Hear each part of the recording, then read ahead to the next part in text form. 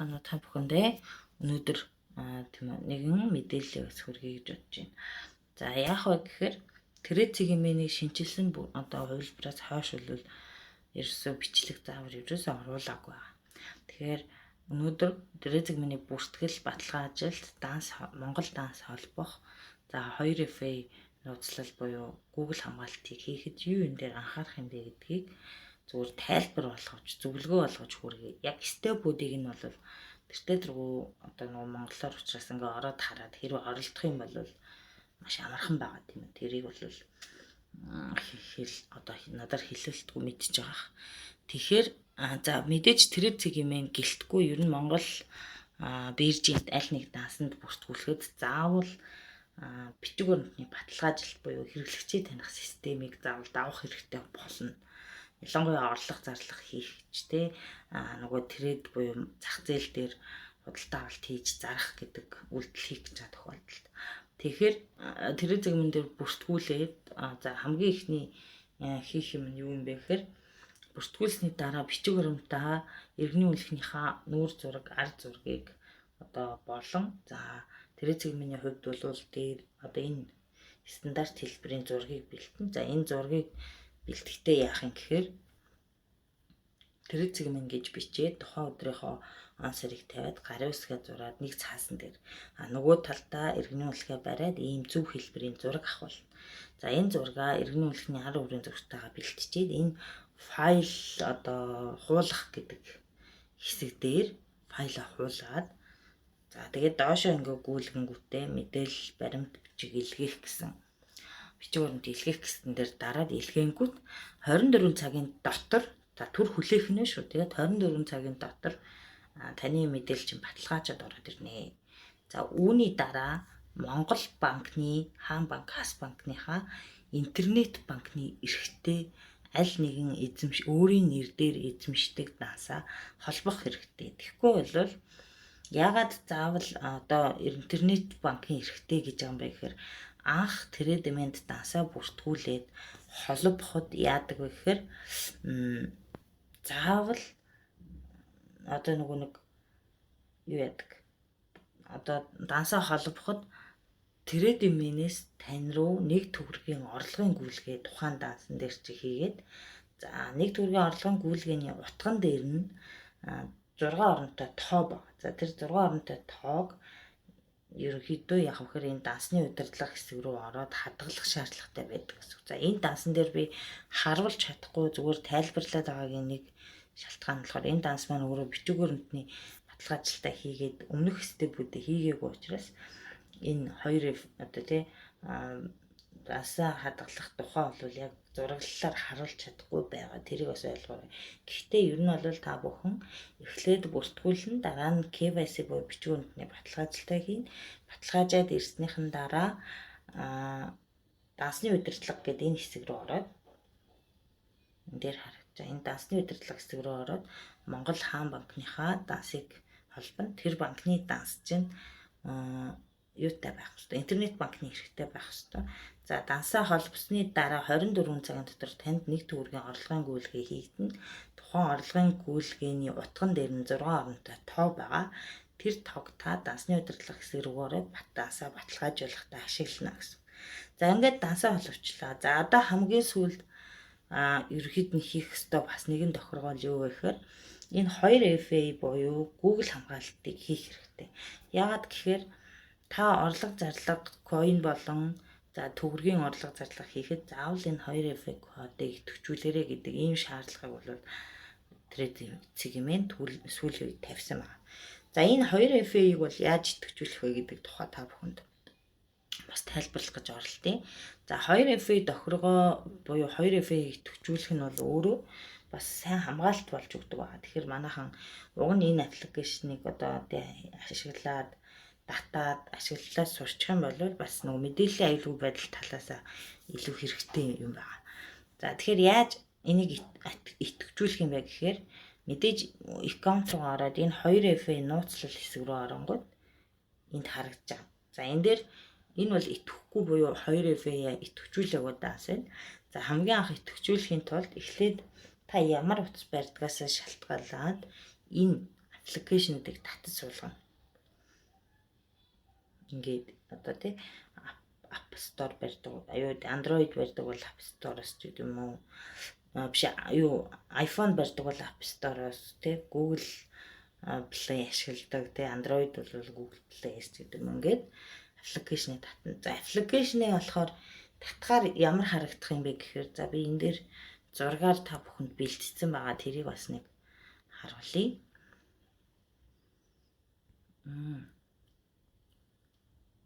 Ийм Google гэсэн Google хамгаалттай ийм зурагтай аппликейшн байгаа. За энийг татна. За энийг татаад суулгасныхаа инсталл хийж суулгасныхаа дараа яах юм бэ гэхээр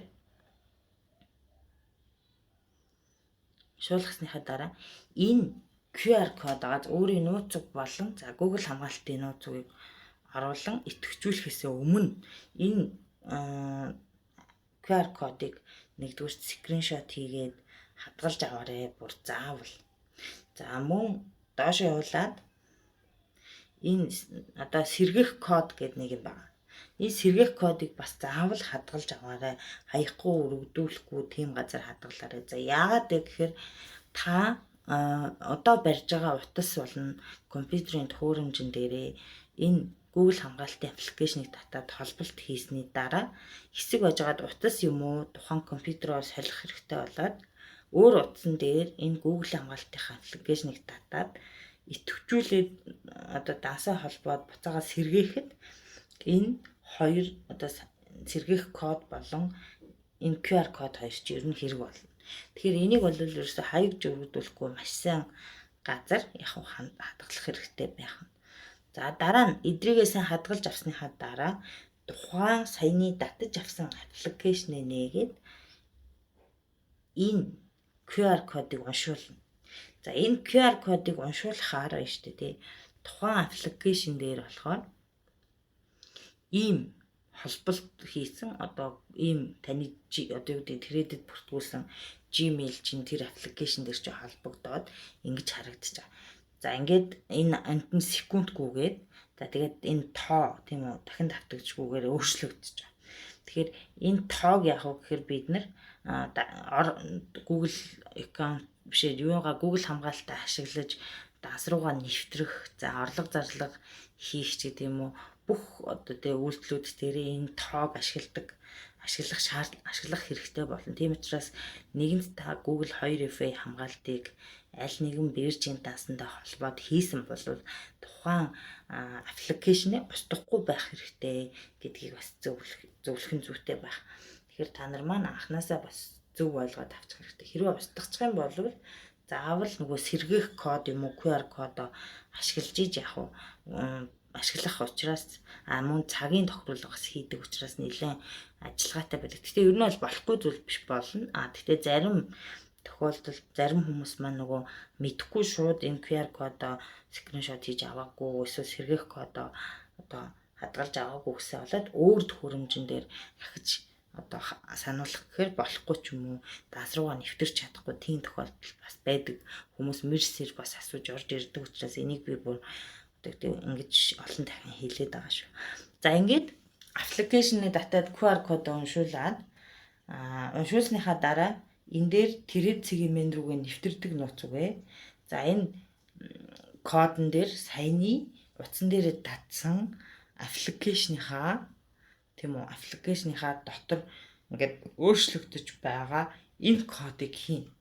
За энэ кодыг хийхдээ яах вэ гэхээр энд нэг секунд гүйж байгаа. Эсвэл нэг юм тойрог ингээд эргэлдэж байгаа. Одоо энэ цэнхэр энэ секундыг дуусгахаас өмнө одоо энэ кодоо авч хийнэ гэсэн. За энэ дээр та бүхэн энэ зургийг ингээд харах юм бол хоёр юу гэдгийг өөр Gmail-ийг Google хамгаалтанд холбогдсон байгааг харж байна. Тэгэхээр нэг ийм аппликейшн боёо Google хамгаалтын аппликейшн татаад хідэн ч одоо биржийнхаа дансыг давхар хамгаалт хийгээд энийг идэвхжүүлээд ажиллаж болно. Гэхдээ нэг юм анхаарах хэрэгтэй. Тад энэ одоо чинь хоёр дансаа холбогдсон байлаа гэхэд та трейд домен руу орох гээд код авах гэж байгаа бол трейд доменийхаа энэний доор байгаа энэ кодыг хийн гэсэн үг шүү заяа. За энэ бол одоо жишээ нь Binance-ийн хойлоо гэж бодоход би энэ Binance руу орохдоо энийг ашиглана гэсэн. Нэгдүгээр, хоёрдугаар энэ арталт гүгээд байгаа цаг байгаад энэ цагийг дуусгахаас өмнө тухайн кодыг одоо тухайн баталгаажуулах цонхон дээр хийх хэрэгтэй шүү гэдгийг бас хэлье. За тэгэхгүй бол цаг нь дуусчвал QR код буруу гэд ингээд алдаа заагаад байдаг. За тийм байна. За ингээд тэгэхээр та нар маань энэ QR кодыг бас идэвхжүүлэхдээ нэлээд юу гэмдэ жоохон анхааралтай байж хандаарай. За тэгээд нууц үгээ хийгээд саяныхаа аппликейшнээс кодоо хагаад энэ идэвхжүүлэх гэдгийг дарахаар таны TradeMe-ний даасанд 2FA хамгаалалт үүсээд эн чинь одоо ерөөхдөө идэвхжээд ирнэ гэсэн. За үүний дараа яах юм гэхээр та лог аут хийгээд TradeMe-ээс гарлаа гэж бодоход буцаж нэвтрэхдээ бүртгүүлсэн нууц үгээс гадна QR код 2FA аппликейшнээс код авч нэвтрэх ёстой гэдгийг дахин анхааруулж хэлье. Би яагаад энийг бүр ингэж дочиг олон дахин давтаад бүр ингэж яриад байгаа юм бэ гэхээр хүмүүс асуугаад байгаа байхгүй да. Яаж орох вэ? Яах вэ? Их вэ? Зарим хүмүүс бүр калча алга болчлоо яах вэ? Бүртгүүл гэсэн чинь тэр калчаа нэгэд байхгүй байна. Эсвэл алдаа заагаад байна. Калчаан дээр ямар үг вэ хараад өгөөч гэдэм үү. Ингээд нөгөө асуугаад байна. Тийм учраас би энэ бүр айгуу дэлгэрэнгүй ингээд уршиж яриад байгаа шүү манайхаа. Тэгээд мэдээж одоо 2FA юуг аппликейшнийг ашиглаж үзээгүй, хамгаалтыг хийж үзээгүй хүмүүс зөндөө байгаа. Тэгэхээр та бүхэн тэрэн дээр энэ одоо саяны миний ярьсан зүйлүүдийг анхаарад ашиглаж үзээрэй. Ер нь бол болж өгвөл бүхэл биржийнхаа дансыг бас энэ 2FA хамгаалалт хийж ивэл ер нь зүгээр хакерт болох эрсдлээс ер нь хамгаалдаг гэж ойлгож байна. Одоогийн байдлаар хамгийн одоо найдвартай хамгаалалт бол 2FA хамгаалалт байгаа. Тэгтээ мэдээж техник ажиллагаатай холбоотой эрсдэлтэй зүйлүүд бол байна.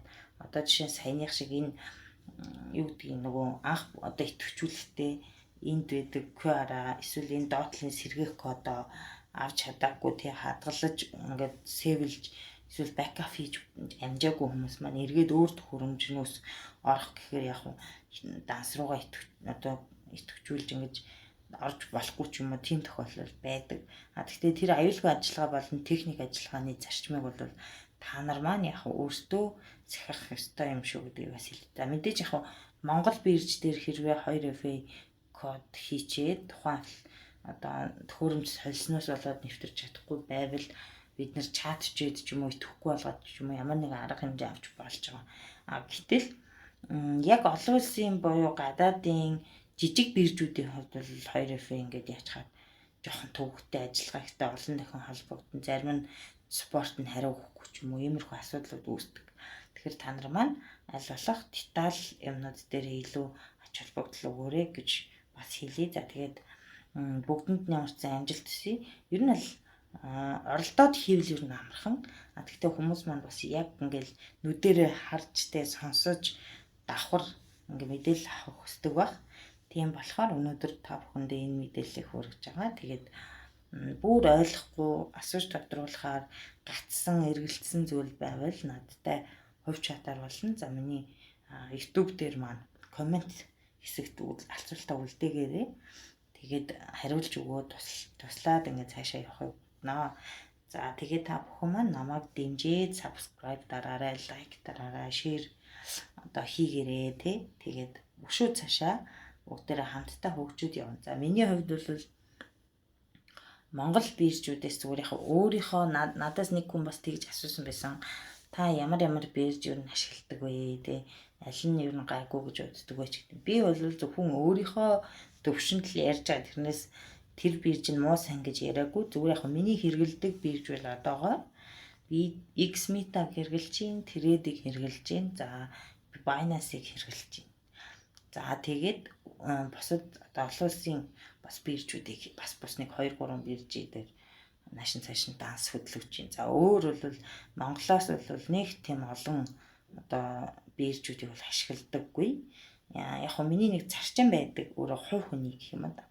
Ер нь 3 жилээс дээш биш тийм үү. За ер нь жоохон юу гэдгийг үйл ажиллагааны жигдрээгүй шинэ биржүүд дээр бүртгэл баталгаажуулалт хийхдээ жоохон хориг нэлээд жоохон хардсан байдалтай байдаг.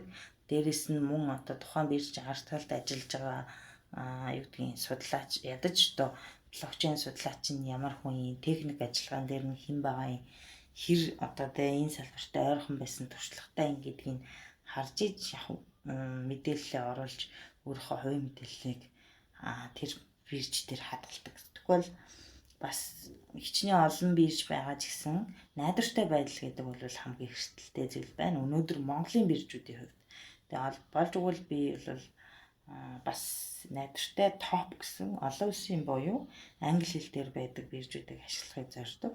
Тэгээд та бүхэн маань бас энийг нэг анхаарал үзэн үз. Тэгээд бүгдэнд нь амжилт хүсье. Баярлалаа.